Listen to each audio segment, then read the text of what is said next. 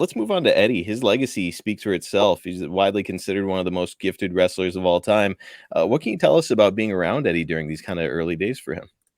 Oh, Eddie was stuck up to me like a dog smelling meat, man. He wanted to hear what I had to say, man. So I talked to Eddie quite a bit back in those days, man, about working, you know, how to do things, how to do things that make him mean more, and the tricks of the trade I shared with him, and because I'd wrestled with his brothers, Christ, man, I'd been with them too, but Eddie was the one. He was the one. Hector and those guys, they could wrestle, they could do their thing, but Eddie was the one. He was a gift, very gifted young man, and making the most of things. He really did.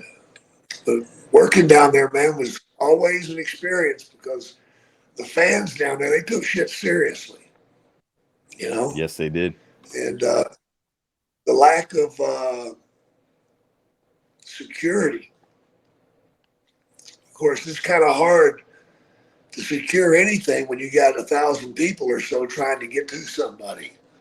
You know, Oh, it was wild and hairy, man. dude, terrifying stuff. We discussed on the last time how you were actually trapped in the arena till 3 in the morning one night and like couldn't exactly go out and have some fun. But I think Oh, you'd break those rules every once in a while. We'll be talking about that here in a little bit.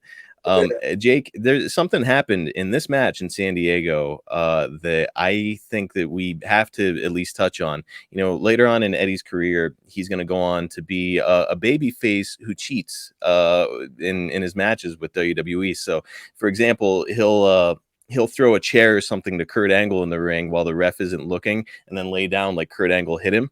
Yeah. And then the ref turns around and DQs Angle, right? You did that in this match. Yeah. Not with the chair, but it was like you feigned that you got a low blow in this match, and that was the DQ finish. And so it's just really interesting to note that, like, here's Eddie who's kind of picking your brain for stuff, and in this match, you're doing stuff that he would become famous for years down the road. Yeah.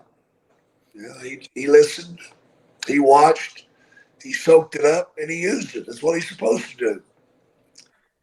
Dude, just genius stuff, and such a cool little footnote here. As we're talking about Eddie, Jim Duggan recently told me that he viewed those smaller guys like Eddie, Chris Benoit, Perry Saturn, etc., as having Napoleon complexes during his time with them in WCW. And certainly they were much smaller than conventional wrestlers of the era. Did you see the superstar potential in Eddie despite his lack of size? Oh yeah, absolutely. Yeah. He had it, man. He had it. And once you have it, man, you're going. You're going. It's hard to derail somebody that has it. Great big IQ, man. Beam.